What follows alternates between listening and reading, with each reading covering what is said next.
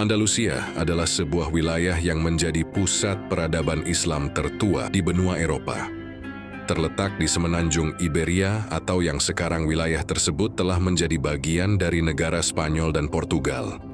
Pada abad ke-8 hingga ke-11 Masehi, Andalusia berhasil mencapai puncak kejayaannya. Para ilmuwan dari Andalusia telah banyak memberikan revolusi terhadap perkembangan ilmu matematika, astronomi, kedokteran hingga filsafat. Mereka juga telah mendirikan Universitas Cordova dan berbagai perpustakaan sebagai pusat pembelajaran pada masanya. Selain itu, banyak peninggalan bangunan bersejarah dengan arsitektur yang unik perpaduan antara nuansa Islam, Romawi, dan Mediterania. Para seniman Andalusia juga telah banyak menciptakan berbagai karya seni, seperti kaligrafi, musik, dan puisi yang indah. Andalusia juga terkenal akan kehidupan yang damai dan bertoleransi tinggi, seperti kehidupan beragama antara umat Islam, Kristen, dan Yahudi.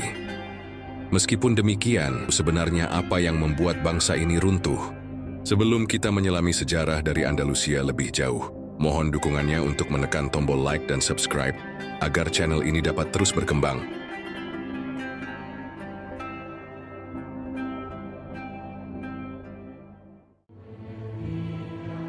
Kisah Andalusia dimulai pada abad ke-8 Masehi, ketika Khalifah Al-Walid bin Abdul Malik memberikan perintah kepada Tariq bin Ziyad, seorang panglima perang dari Bani Umayyah, untuk memperluas wilayah kekuasaan Islam di Eropa. Tariq bin Ziyad dan pasukannya pertama kali mendarat di Gunung Jabal, yang sekarang dikenal dengan nama Gibraltar. Kemudian mereka berhasil menaklukkan wilayah Visigot di Spanyol. Dengan cepat Islam menyebar di wilayah ini. Mereka pun menamai wilayah ini dengan nama Al-Andalus atau Andalusia. Andalusia kemudian berkembang menjadi sebuah peradaban yang sangat maju.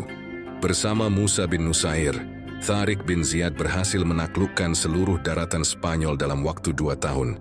Setelah berhasil menguasai wilayah ini, mereka kemudian mendirikan pusat pemerintahan dinasti Umayyah di Cordoba. Selama berkuasa kurang lebih 8 abad lamanya, dari tahun 711 Masehi hingga 1492 Masehi. Berbagai kota seperti Toledo, Sevilla, dan Granada berhasil berkembang hingga menjadi pusat pembelajaran dan perdagangan yang ramai. Namun, perselisihan internal menyebabkan perpecahan dinasti Umayyah hingga kekhalifahan Al-Andalus terpecah menjadi kerajaan-kerajaan kecil yang disebut Taifah. Andalusia mengalami kemunduran sebelum akhirnya runtuh.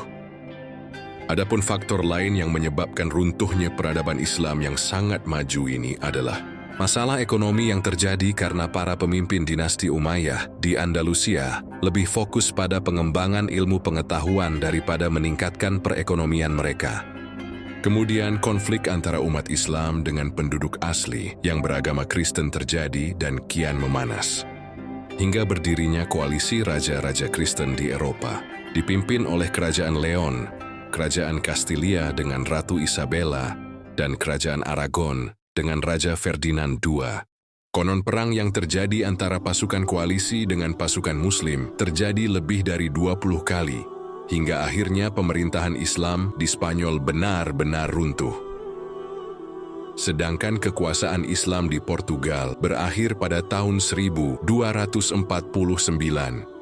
dengan ditaklukkannya Algarve oleh Raja Afonso III. Kekalahan Andalusia kemudian diikuti oleh penganiayaan dan pengusiran terhadap kaum Muslim dan Yahudi di Portugal. Meskipun pada akhirnya Andalusia telah sepenuhnya runtuh, peradaban Islam yang sangat maju ini telah banyak meninggalkan warisan bagi dunia, baik peninggalan fisik berupa bangunan dan kerajaan, atau peninggalan berupa ilmu pengetahuan melalui para ilmuwan besar yang lahir di Andalusia. Di negeri inilah lahir tokoh-tokoh Muslim ternama yang menguasai berbagai ilmu pengetahuan, seperti ilmu agama Islam, kedokteran, filsafat, ilmu hayat, ilmu hisab, ilmu hukum, sastra, ilmu alam, astronomi, dan lain sebagainya. Oleh karena itu, dengan segala kemajuan dalam berbagai ilmu pengetahuan, Andalusia kala itu bisa dikatakan sebagai pusat kebudayaan Islam, dan ilmu pengetahuan yang termaju setelah Konstantinopel dan Baghdad. Maka tak heran saat itu bangsa Eropa mulai berdatangan ke negeri Andalusia untuk belajar dari orang-orang Muslim serta mempelajari berbagai buku karya cendekiawan Andalusia. Di antara para cendekiawan dari Andalusia, Ibnu Thufail atau yang bernama lengkap Abu Bakar Muhammad bin Abdul Malik bin Muhammad bin Thufail Al-Qisi, adalah seorang ahli falsafah yang menguasai berbagai ilmu. Seperti ilmu hukum, pendidikan, dan kedokteran, Ibnu Thufail menulis roman filsafat dalam literatur abad pertengahan dengan nama kitab Hayy Ibni Yaqzan. Salah satu buku warisan dari ahli filsafat Islam tempo dulu yang cukup terkenal hingga sekarang. Kemudian ada seorang ahli geografi bernama Abu Abdallah Muhammad Al-Idrisi yang menulis kitab Ar-Rujari atau dikenal dengan buku Roger, salah satu buku yang menjelaskan tentang peta dunia terlengkap dan akurat, serta menerangkan pembagian-pembagian zona iklim di dunia. Al-Idrisi adalah seorang yang tekun, pekerja keras dan tanpa lelah, mendedikasikan dirinya untuk mengerjakan sesuatu yang bermanfaat bagi semua orang. Ia menggali ilmu geografi dan ilmu botani di Cordoba, Spanyol. Selain Al-Idrisi, dalam melahirkan ahli botani Andalusia, mencatat pula nama Abu Muhammad ibn Baitar atau Ibnu Baitar yang dilahirkan di Malaga. Dialah yang pertama kali menggabungkan ilmu-ilmu botani Islam, di mana karyanya dijadikan sebagai standar referensi hingga abad ke-16. Lalu ada cendekiawan yang bernama Ibnu Rushd atau nama lengkapnya Abdul Walid Muhammad bin Ahmad bin Muhammad Ibnu Rushd. Ibnu Rushd adalah seorang ahli hukum, ilmu hisab aritmetik, kedokteran dan ahli filsafat terbesar dalam sejarah Islam, di mana ia juga sempat berguru kepada Ibnu Thufail. Karya besar yang ditulis oleh Ibnu Rushd adalah kitab kuliah Fifth Tib, Encyclopedia of Medicine, yang terdiri dari 16 jilid. Buku ini telah diterjemahkan ke dalam bahasa Inggris dengan nama General Rules of Medicine, yang menjadi sebuah buku wajib di universitas-universitas di Eropa. Karya lainnya adalah Mabadil Falsafah, sebuah karya pengantar ilmu falsafah. Kemudian Taslul, Kashful Adillah, Tahafatul Tahafut, Bidayah Al-Mujtahid wa Nihayah Al-Muqtashid, Tafsir Urjuza yang menguraikan tentang pengobatan dan ilmu kalam. Sedangkan dalam bidang musik, Ibnu Rushd telah menulis buku yang berjudul De Anima Aristoteles, yang mengomentari karya filsuf besar dari Yunani, Aristoteles. Ibnu Rushd telah berhasil menerjemahkan buku-buku karya Aristoteles, sehingga beliau dijuluki sebagai Asy'ari atau komentator. Berkat Ibnu Rushdlah, karya-karya Aristoteles dunia dapat menikmatinya. Selain itu, beliau pun mengomentari buku tokoh-tokoh besar lain, seperti Plato, Nikolaus, Al-Farabi, dan Ibnu Sina. Kemudian ada Ibnu Zuhr atau Abu Meron, dikenal pula dengan nama Avenzoar, yang lahir di Seville. Ibnu Zuhr adalah seorang ahli fisika dan kedokteran. Beliau telah menulis buku berjudul The Method of Preparing Medicines and Diet, sebuah karya yang mampu merevolusi ilmu kedokteran di Eropa. Hampir 8 abad lamanya Islam berkuasa di Andalusia, sejak tahun 711 Masehi, hingga berakhirnya kekuasaan Islam di Granada pada tanggal 2 Januari 1492 Masehi.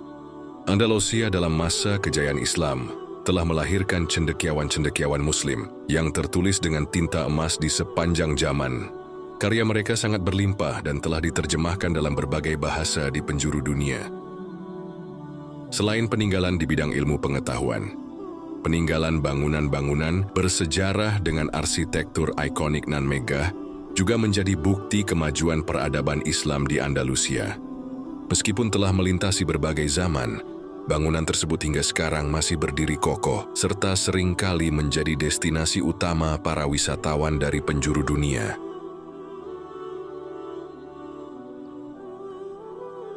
Menara Giralda disebut sebagai salah satu menara paling indah di Eropa. Menara ini dulunya adalah menara dari sebuah masjid agung di Seville. Menara ini dibangun pada tahun 1184 Masehi oleh arsitek bernama Ahmad Ibnu Basso. Menara Giralda menjadi bangunan tertinggi selama 800 tahun sejak pembangunannya. Kini menara ini telah dialihfungsikan sebagai menara lonceng Katedral Sheffield, namun nuansa keislaman di dalamnya tetap terasa kental. Torre del Oro merupakan sebuah menara peninggalan Islam yang dibangun pada masa dinasti Muwahhidun. Menara ini berfungsi sebagai bagian dari sistem pertahanan kota untuk mengawasi lalu lintas kapal di Sungai Guadalquivir. Selain berfungsi sebagai menara pengawas, Torre del Oro juga pernah difungsikan sebagai gudang dan penjara pada abad ke-13. Arsitekturnya yang kokoh dengan tembok tebal mencerminkan fungsi militernya pada masa lalu. Kini Torre del Oro dilestarikan sebagai situs peninggalan kerajaan Islam dan dipergunakan sebagai Museum Angkatan Laut Seville. Istana Alhambra adalah sebuah kompleks istana dan benteng megah yang menjadi saksi bisu sejarah panjang Andalusia. Istana ini terletak di Granada, Spanyol. Dibangun pada masa kekuasaan dinasti Nasrid dari Kerajaan Moor. Alhambra mempesona dunia dengan arsitektur Islamnya yang indah dan detail artistik yang menakjubkan. Alhambra dibangun secara bertahap antara abad ke-13 hingga abad ke-14, dengan puncak kejayaannya pada masa pemerintahan Sultan Yusuf I dan Muhammad V. Nama Alhambra sendiri berasal dari bahasa Arab Al-Hamra, yang berarti merah. Kemungkinan besar karena warna bangunan yang didominasi oleh tanah liat merah. Kompleks kerajaan ini terdiri dari beberapa bangunan utama, yaitu Istana Nasrid sebagai jantung kerajaan. Kemudian Generalife yang merupakan istana musim panas yang terletak di luar kerajaan, lalu Al-Qazaba yang berfungsi sebagai menara pengawas dan benteng pertahanan kerajaan. Alhambra memiliki detail arsitektur yang sangat rumit dan indah. Dinding-dinding istana dihiasi dengan ukiran kaligrafi yang berisi ayat-ayat Al-Quran dan puisi-puisi Arab, serta mosaik geometris yang menciptakan pola-pola yang estetik. Selain itu, taman-taman di sekitar Alhambra dirancang dengan struktur yang indah, menampilkan air mancur, kolam, dan tanaman-tanaman yang menciptakan suasana yang sejuk dan asri, sehingga keindahan dan nilai sejarah Alhambra telah diakui oleh UNESCO yang menetapkannya sebagai situs warisan dunia pada tahun 1984.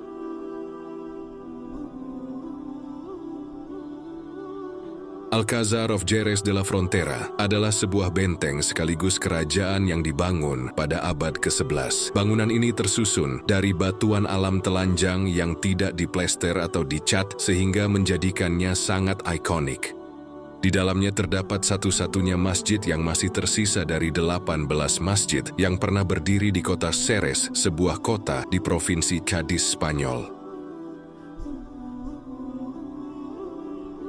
Masjid Cristo de la Luz adalah sebuah bekas masjid yang berlokasi di daerah Toledo, Spanyol. Bangunan ini adalah salah satu dari 10 masjid yang dibangun pada periode Moor.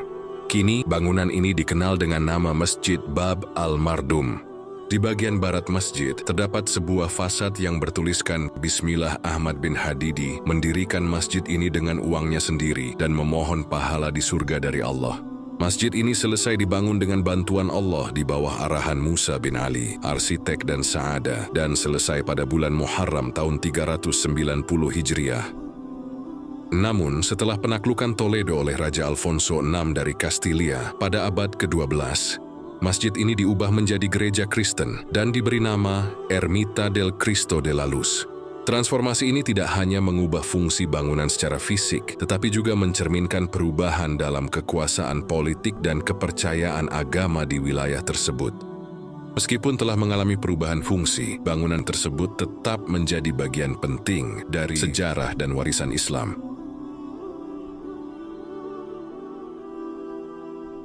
Alcázar of Segovia adalah sebuah istana megah yang terletak di kota Segovia.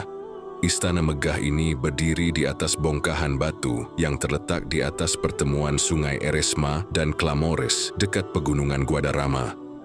Alcázar of Segovia pada awalnya dibangun sebagai benteng untuk melindungi kota Segovia dari serangan musuh.